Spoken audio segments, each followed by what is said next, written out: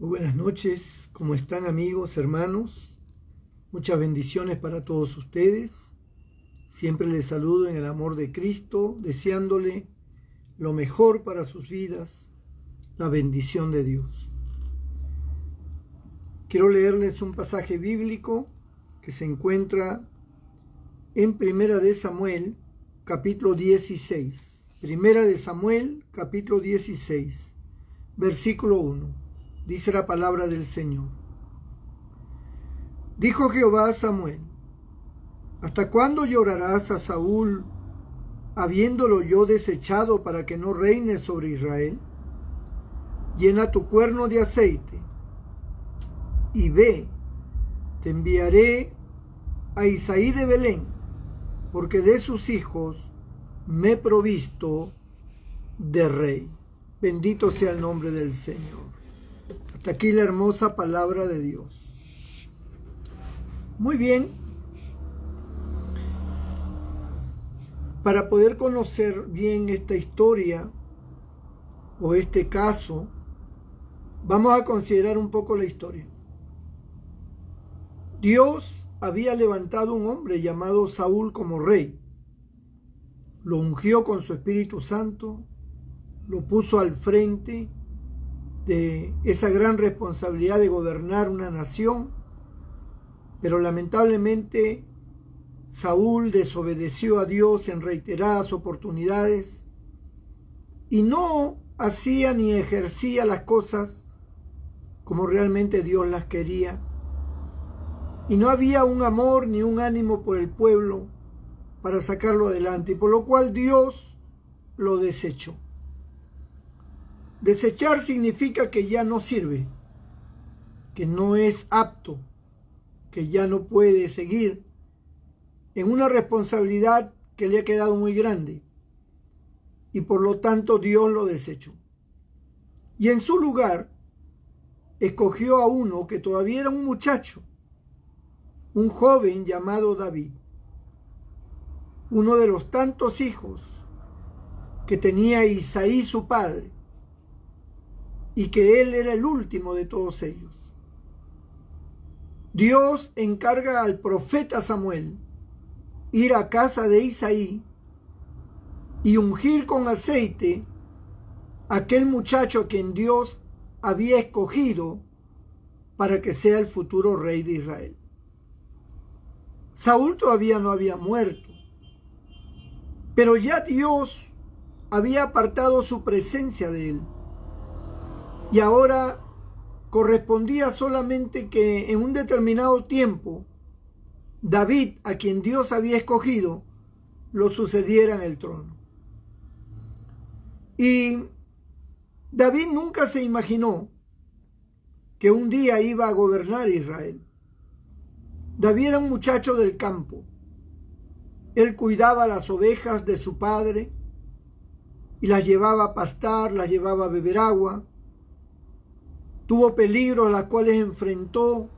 Se enfrentó a un león, se enfrentó a un oso que quiso comerse las ovejas.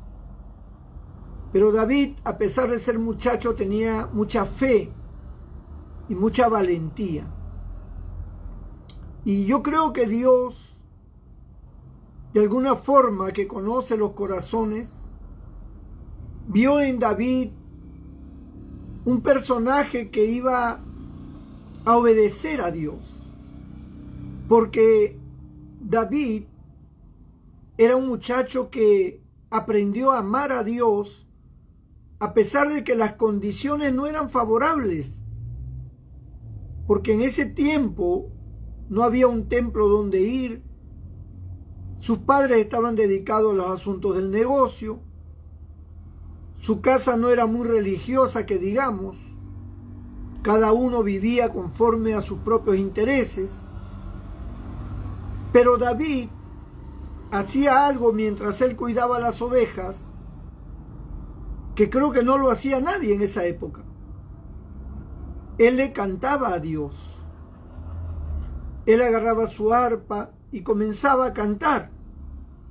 Componía canciones. Es más, la Biblia, la mayoría de los salmos que son cánticos, que son oraciones, que son poemas, las escribió David. David era un compositor, David era un hombre inspirado cuando se trataba de Dios. Nadie le enseñó esas cosas.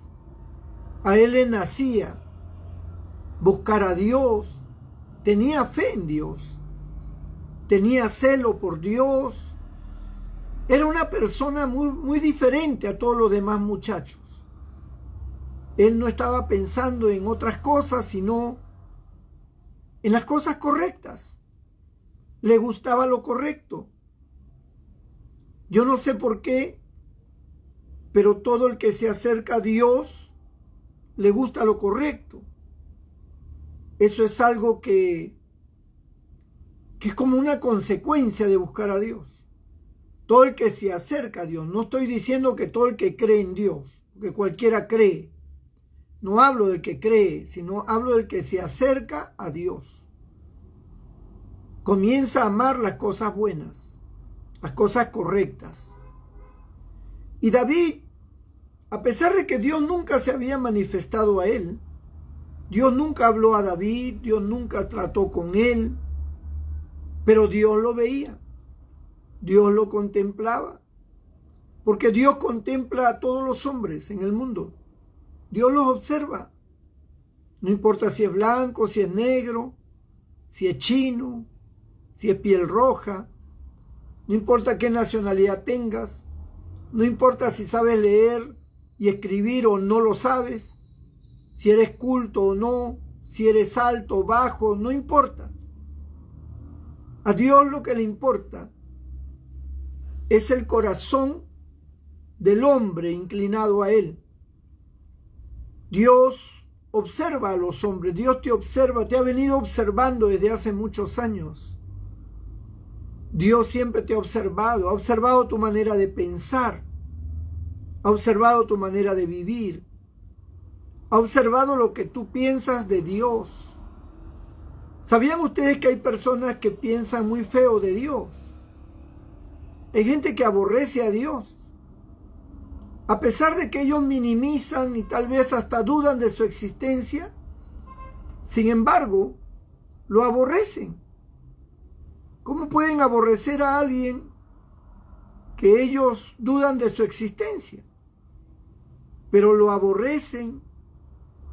Ellos culpan a Dios indirectamente de las desgracias que hay en el mundo, de la miseria, de los pobres, de los niños abandonados, como si Dios los hubiera llevado a esa condición. Y culpan a Dios y dicen, si realmente existe Dios, ¿por qué hay tantos niños que sufren? Muy preocupados por los niños. Y a mí me da gracia ver y escuchar personas que hablan a veces de los niños, cuando ellos nunca se preocuparon por sus hijos. Hay hombres que hablan de la miseria cuando ellos nunca se preocuparon por proveer a su familia. Yo no entiendo qué tanto celo y qué tanta amargura y qué tanta preocupación por los pobres y por la gente y por los niños y por los que no tienen, cuando nunca se preocuparon ellos por esas personas. Usted nunca hizo nada por ellos. Usted nunca hizo nada por un pobre. Usted nunca hizo nada por los niños que están hambrientos. Usted es de las personas que simplemente critican, hablan y reniegan, pero no hace nada. Así que sus palabras son falsas. Lo que hay en su corazón es pura hipocresía. Una especie de querer ser un justiciero, de gente que usted nunca se preocupó. No se preocupa ni de los suyos y se quiere preocupar ahora de la gente. Cuando los suyos le necesitaban, usted nunca los alimentó ni les dio nada. ¿Cuántos padres hay que han abandonado a sus hijos, que nunca le proveyeron ni estudio, ni ropa, ni comida, ni nada? Pero óiganos hablar a ellos. Hablan como que dónde está Dios, si Dios existe, por qué hay tanta miseria, por qué esto, ¿no? Pero pregúntese a sí mismo, si Dios existe, ¿por qué hay padres tan irresponsables como tú? ¿Es culpa de Dios que tú seas irresponsable, que tú seas un borracho, que tú seas un mujeriego, que tú seas un vicioso, que tú no te preocupes por tu familia? ¿Dios tiene la culpa? ¿Dios te ordenó eso? ¿Dios te llevó a eso? No. Fue tu decisión. Y esa decisión tuya, como la de millones de hombres y mujeres, han llevado al desastre, pues, a la familia. Porque todos esos niños pobres del cual se habla, que tantos niños pobres, esos niños pobres tienen papá y tienen mamá. La mayoría de ellos tienen papá y mamá. ¿Y por qué están tan pobres? ¿Por qué están entre la basura? ¿Por qué no estudian? ¿Por qué no tienen casa? ¿Por qué están anémicos? ¿Por qué no tienen que vestir? ¿No tienen que comer? ¿Por qué? ¿Por culpa de Dios? ¿Y sus padres dónde están? ¿Qué hizo su padre por ellos? ¿Qué hizo su madre por ellos? ¿Dónde están sus padres? ¿Para qué culpes a Dios? Los culpables son los padres. Si tú te unes a una mujer y tienes un hijo con ella, pues lo responsable es que tú te hagas cargo de tu hijo. Que tú lo protejas, lo críes, lo alimentes, lo eduques, le des casa, le des ropa, le des todas las condiciones. ¿Por qué vienen ahora la gente que no ha cumplido con esa responsabilidad a echarle la culpa a Dios? Es decir, ¿por qué Dios permite? ¿Por qué Dios esto? ¿Por qué Dios lo otro? Entonces, hay un error garrafal en el concepto. La gente está equivocada en su manera de pensar. Si Dios existe, ¿por qué tantos mueren? Pero mueren como consecuencia de sus pecados, consecuencia de sus maldades. Y hay gente que muere porque han vivido toda su vida, hermano, al margen de la ley. Entonces, ese reclamo no debe ser para Dios. Más bien, hay que humillarse ante Dios. Hay que pedirle perdón a Dios y decirle: Señor, perdóname. Perdóname porque yo no fui un hombre responsable. Porque yo me dediqué al pecado, me dediqué al libertinaje. Soy una persona que no tuve en cuenta a mi mujer, a mis hijos, a mis padres, a mi esposo, a mi esposa. Más bien hay que humillarse, hay que pedir perdón. Porque Dios está observando tu manera de pensar, está observando tu corazón.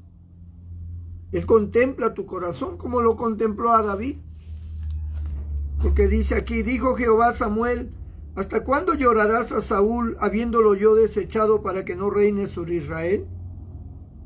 Llena tu cuerno de aceite y ven, te enviaré a Isaí de Belén, porque de sus hijos me he provisto de rey. Es decir, Dios miró a uno de los hijos de Isaí. Dios lo miró. Y Dios dijo: este yo lo quiero para que sea rey de Israel. Y a él lo voy a ungir, y a él lo voy a levantar, y a él lo voy a poner como rey. Ese fue el plan divino. ¿Y por qué David? Porque David tenía un corazón conforme al corazón de Dios. Porque David iba a traer bendición a la nación de Israel. Porque Dios es bueno. Porque Dios nunca nos va a dar algo que nos destruya. Dios no va a levantar a alguien para que nos cause daño.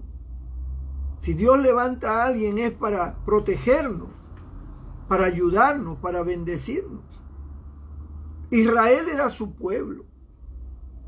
Él escogió ese pueblo y Dios asumió la responsabilidad de velar y cuidar ese pueblo. Era la única nación por la cual Dios velaba y respaldaba.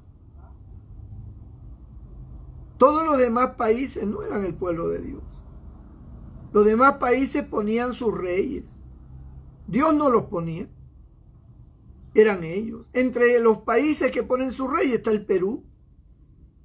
¿Creen ustedes que Dios pone los presidentes? No. Eso lo pone el pueblo. La gente peruana. Nosotros. Nosotros miramos un presidente y la gente dice, bueno, me gusta este presidente porque no sé, porque es gracioso, porque tiene buena pinta, o porque habla bonito, o porque pertenece a la línea que yo tengo. No lo sé. A veces por tonterías votan. No votan por un plan de gobierno, no votan con sensatez, votan porque a ellos se les ocurre. Algunos no saben por quién votar y dicen, voy a votar por este. Que no saben por quién votar. ¿Acaso Dios? Pero la Biblia dice, pastor, que Dios pone reyes y quita reyes. Sí, Dios pone reyes, pero a su pueblo Israel. No a las demás naciones. Sí, pero la Biblia dice en Romanos que las autoridades son puestas por Dios. Y no hay autoridad que Dios no haya establecido. Por supuesto. Entonces hay una contradicción, pues, pastor. Usted está diciendo que Dios no pone autoridades y la Biblia dice que Dios es el que pone las autoridades. Por supuesto que Dios pone autoridades, pero estás interpretando mal. Te voy a explicar para que entiendas. Es como que Dios ha puesto lo bueno y lo malo.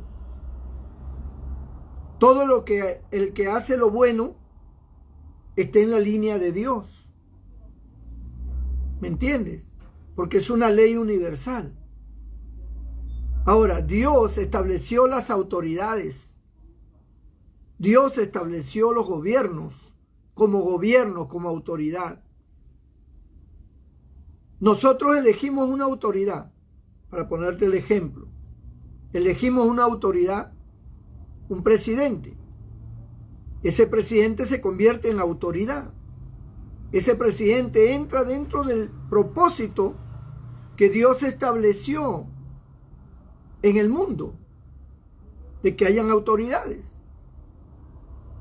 La autoridad en sí viene de parte de Dios. Pero el hombre puede ser un mequetrefe, o puede ser un ignorante, o puede ser un corrupto, un asesino. Dios no lo levantó a ese hombre. Pero Dios sí estableció la autoridad. La autoridad está puesta por Dios. Es como, por ejemplo, el gobierno ha establecido la institución policial, que es la autoridad. Un hombre estudia y llega a ser policía. El gobierno no lo puso. Él ganó el puesto. Él puede ser un buen policía.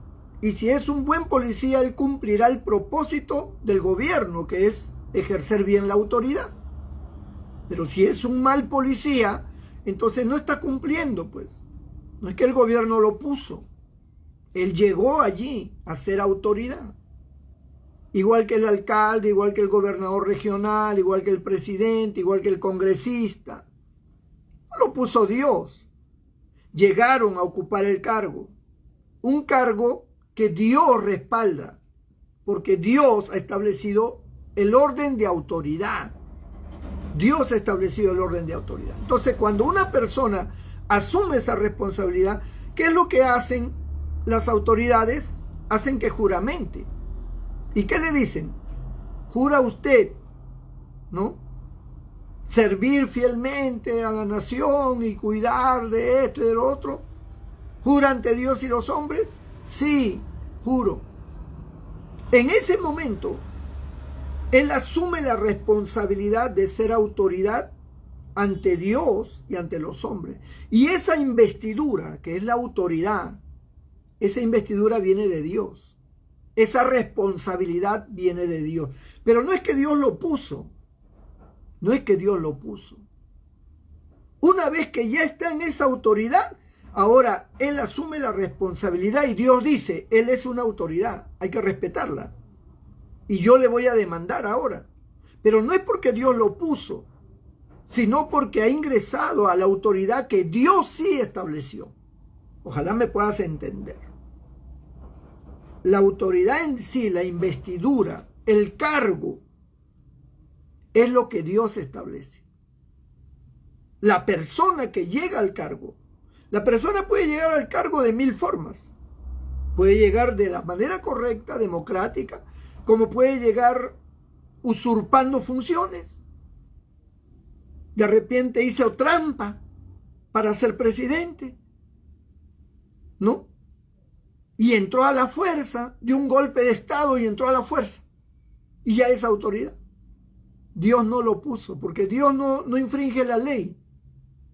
Dios no hace cosas indebidas para decir que Dios lo puso. No, Dios no lo puso. Lo que Dios sí ha puesto es la autoridad, la investidura, la responsabilidad, el cargo. Eso es lo que es de Dios. La persona puede haber llegado de 1000 formas a ser autoridad y llega a ser autoridad. Una vez que entra esa investidura, una vez que entra ese cargo, entonces a partir de ese momento es contado como una autoridad y Dios le va a demandar como autoridad. Y ahora Dios dice, tú estás establecido acá porque la autoridad le he puesto yo, la investidura, el cargo lo he establecido yo. Y por lo tanto, tú eres responsable ahora de lo que es. Pero Dios no lo puso, hermano. Quiero que lo entienda. No es lo mismo Israel. Israel era el pueblo de Dios y es hasta ahora el pueblo de Dios. Y Dios sí ponía. Él escogía a las personas. Dios escogía, como escogió a Saúl, como escogió a David. Y lo puso como rey. Hubieron reyes en Israel que Dios no los escogió, pero ellos asumieron la responsabilidad y fueron malos reyes, malos, y vino condenación y vino juicio, ¿me entiendes?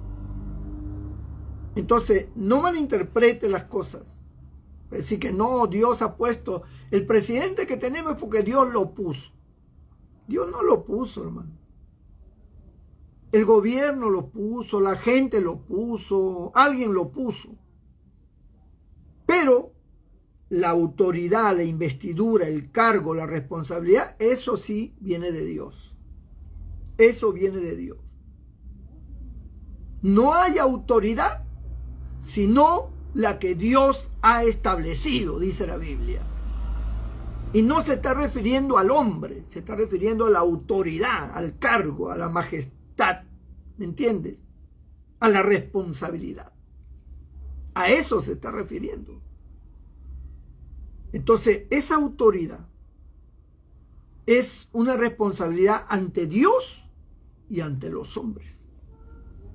Dios no le pone reyes al Perú, no le pone presidentes. Los presidentes los elige el pueblo. Y todos los dicen que, a mí me da gracia porque hay un dicho, hay un refrán, una frase que lanzan, que la voz de Dios, la voz del pueblo es la voz de Dios, ¿no? La voz del pueblo es la voz de Dios. Mentira, hermano. Mentira. ¿Cómo va a ser la voz de Dios? Hay tantos presidentes que están corruptos, que están presos. O sea, no puede decir que es la voz de Dios responsabilizando. O sea, Dios puso un corrupto en el gobierno. Dios puso un asesino. Dios puso un dictador. No, mi hermano. Dios estableció la autoridad, estableció las leyes, estableció el orden. Esa majestad, ese cargo, es el que viene de Dios. Es el que viene de Dios. Usted llega a ser un médico. Usted puede que sea un buen estudiante, ha estudiado bien, y usted va a ejercer la medicina, vaya con capacidad. Pero hay muchos que llegan a ser médicos sin tener capacidad ninguna. Es como muchos llegan a ser abogados sin saber ni siquiera el código civil ni penal. Pero son abogados, estudiaron tantos años, 8 años, no sé, y ya le dieron su título. Tal vez hasta pagó para que le dieran el título. Ya es abogado. ¿Me entiendes? Y es un mal abogado, pésimo abogado, corrupto. Hace trampas, paga, tiene influencias y así gana. ¿Esa autoridad acaso, ese hombre acaso lo puso Dios? O tal vez llega a ser juez, ¿acaso Dios lo puso como juez? No. Pero cuando asume la responsabilidad, cuando hace el juramento del cargo, es recibido como abogado, como médico. Cuando asume la responsabilidad del cargo, ese cargo, que es el que le da ahora la autoridad para poder operar, para poder curar, para poder, o el otro para poder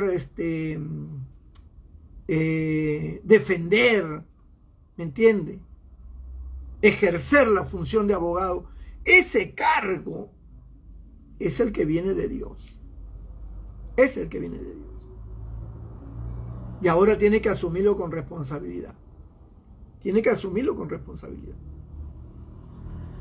Entonces, la gente entiende mal las cosas.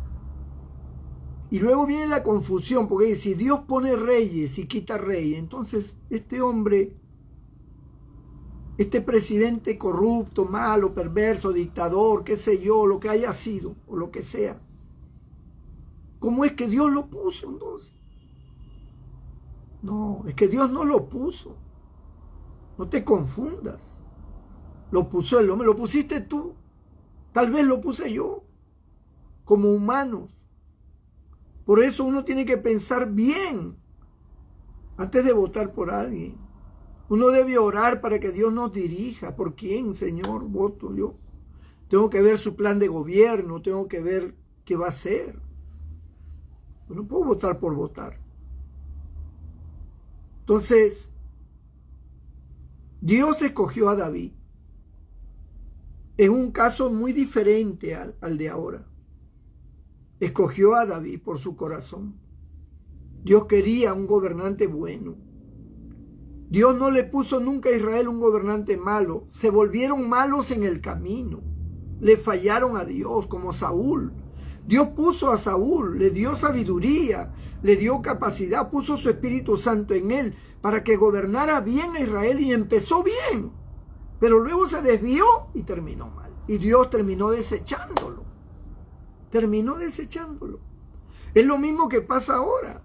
Toda autoridad que ocupa un cargo, todo hombre que ocupa un cargo de autoridad, está mejor dicho, y que comienza a hacer cosas malas, vienen las consecuencias. Y por eso algunos están fugados, otros están presos, otros están con denuncias, están con un montón de cosas. Y no me refiero solo a los presidentes, gobernadores regionales, alcaldes, generales de la policía, es decir, todo el que tiene mando, todo el que tiene autoridad, todo el que ha sido puesto en esa investidura que viene de Dios, esa investidura en la que viene de Dios. El hombre puede llegar de la forma que quiera. Ojalá todos lleguen bien, todos lleguen correctamente. Ojalá alguien diga, Señor, yo quiero ser presidente para servir a mi pueblo. Yo quiero ser alcalde, Señor, para arreglar mis calles, mi ciudad.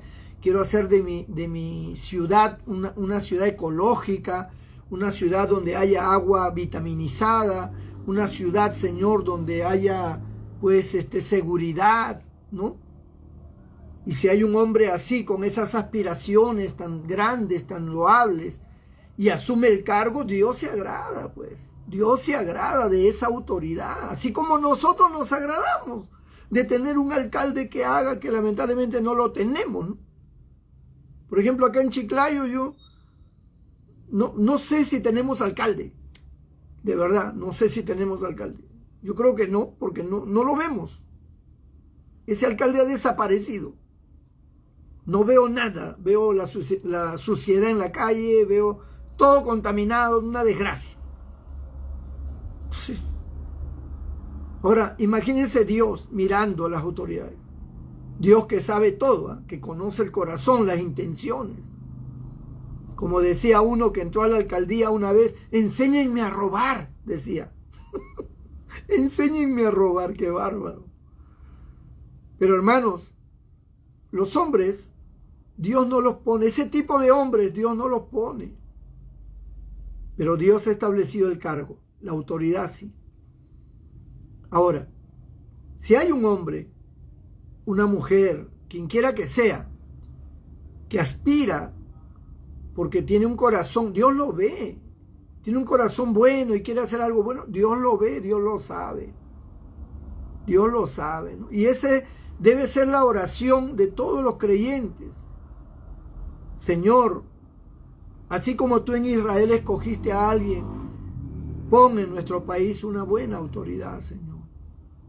Una autoridad que se preocupe por todos, no solamente por los pobres, hermano, por todos los peruanos, todos, no importa cuál sea su condición, su estatus social, si es rico, si es pobre, si es blanco, si es negro, si es de la sierra, si es de la costa, de la selva, no interesa. El presidente es el presidente de todos los peruanos, no de un sector, no de los pobres nomás, no, de todos. ¿Por qué vamos a discriminar a los demás? Que haga bien su trabajo, que garantice que todos corramos al desarrollo y que lo hagamos con justicia, que lo hagamos ordenadamente como debe de ser, ¿no? Porque un gobierno debe ser el que vigila y garantiza que dos peruanos que tienen el deseo de enrumbarse hacia una, por decir, a una empresa, a una pequeña empresa, los dos tienen su pequeña empresa, pues como gobierno vamos a garantizar que estos dos no tengan trabas, que tengan las mismas ventajas, que tengan las mismas posibilidades. Y aquí el que trabaje mejor, el que desarrolle mejor, el que tenga mejores estrategias, pues que surja, ¿no? Si uno surgió y el otro no, es porque ese tuvo mejor capacidad, tuvo mayor dedicación, el otro tal vez no. Pero el gobierno establece que ninguno de los dos tenga trabas, que ninguno de los dos se ponga en zancadillas. Vamos a darle la oportunidad a ambos, ¿no? Ya pues el que prospera y el que desarrolla es por su capacidad, y el que no, pues lamentablemente no. Es como pasa en un estudiante, ¿no? Nosotros tenemos en un aula muchos estudiantes, pero no todos son competentes. Hay estudiantes que sí estudian, que sí comprenden, que sí se esfuerzan y sacan buenas notas. Y hay estudiantes que lamentablemente paran vagando, paran viendo televisión, chateando en el celular, yendo por acá y por allá de paseo, y no estudian y sacan malas notas, pues. Ahora, ¿qué vamos a hacer? Ah, no. ¿Cuánto me das si te pongo buena nota? ¿Vamos a hacer eso? No. Entramos en la corrupción, ¿no? Entonces, amados hermanos, Dios escogió a David. David era un muchacho que tenía un corazón inclinado a Dios. Eso es lo que hace falta hoy en día en nuestras vidas, en nuestra juventud. Amados jóvenes, mira, yo sé que tú tienes tus ideas, yo sé que tú tienes tus pensamientos, tú estás en la universidad, tal vez tú ves el mundo de una manera muy diferente, o conforme los libros te indican, o tus profesores te han metido en la cabeza sus filosofías, sus conceptos. Y tú sientes como que tú quieres ser parte de una revolución, o no sé, de una transformación. Pues mira, la transformación viene, en primer lugar, cuando hay buenos principios y cuando hay un buen corazón. La violencia trae violencia. El crimen trae más crimen. Siempre lo malo trae lo malo, pero lo correcto y lo bueno y lo justo trae lo bueno y lo justo. Inclina tu corazón a buscar a Dios, porque Dios va a encaminar tus pasos. Dios te va a guiar. Si todos inclináramos nuestro corazón a Dios, y especialmente los jóvenes, su mentalidad sería diferente, como el caso de David. David tenía una mentalidad buena. Él no era un muchacho que no sabía qué hacer. Él era un muchacho con un buen objetivo, porque Dios colocaba en su mente buenos objetivos, buenos planes, buenas estrategias, sueños, anhelos, ilusiones. Todas esas cosas Dios las colocaba porque Dios veía un corazón bueno. Cuando Dios ve un corazón bueno, Dios coloca dentro de esa persona ideas buenas, saludables, objetivos buenos, nobles, altruistas.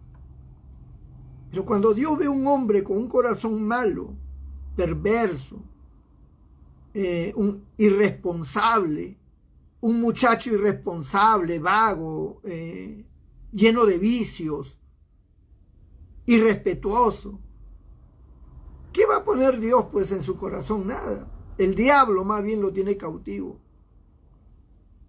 Amigo y amiga, acércate a Dios. Deja que Dios tome el control de tu vida, para que tú seas buen hombre, buena mujer, buen padre, buena madre, y tus hijos sean buenos también, y formes una cadena, una descendencia buena, una descendencia noble, que se caracterizan por la nobleza, se caracterizan porque son respetuosos, porque son amantes de lo bueno. Que nuestros hijos tengan ese perfil. Pero ¿cuál es el perfil de nuestros hijos? Dañino totalmente, con ideas absurdas, siempre están contendiendo, nunca están con ideas claras y buenas y loables. No, parece que no pensaran, como que están cegados. A veces ven el mal y como que no lo ven. Y eso es preocupante. Acerquémonos a Dios, para que Dios nos dé luz en todo lo que emprendamos, como lo hizo David. Dios escogió a David y se convirtió en un gran rey, un hombre que trajo bendición a su nación. Ojalá nosotros traigamos bendición a nuestra nación, aunque no seamos reyes. Pero basta que cada uno sea una luz, una lumbrera, iluminaremos nuestro país. Traeremos bendición a nuestro país, a nuestras familias, a la sociedad. Yo quiero orar por ti. Permíteme orar por ti. Cierra tus ojos. Padre, en el nombre de Jesús, mira todas estas vidas que están en sintonía. Te ruego, Señor, que obres en ellos, que traigas luz, que traigas bendición a sus vidas, que guíes sus pasos, especialmente esta juventud peruana, Señor, que tú les hagas, Dios mío, acercarse a ti, para que ellos te conozcan, para que ellos sientan el deseo del bien, para que estén del lado de lo bueno, para que salgan de la oscuridad y entren a la luz tuya, Señor. Bendice las familias peruanas, bendice al mundo entero, bendice, Señor, a los niños, bendice a los padres, bendícenos a todos. Y los que están enfermos, los que están en este momento bajo la influencia del COVID, ten misericordia, tócalo, sánalo, quita esta pandemia, Señor, desaparezca este mal de este mundo, Padre. Trae paz, trae tranquilidad, Señor, y sana a los enfermos. En el nombre de Jesús, amén y amén. Dios te bendiga, Dios te guarde, mi hermano, mi amigo. Nos vemos mañana, 8 de la noche como siempre. Dios te bendiga.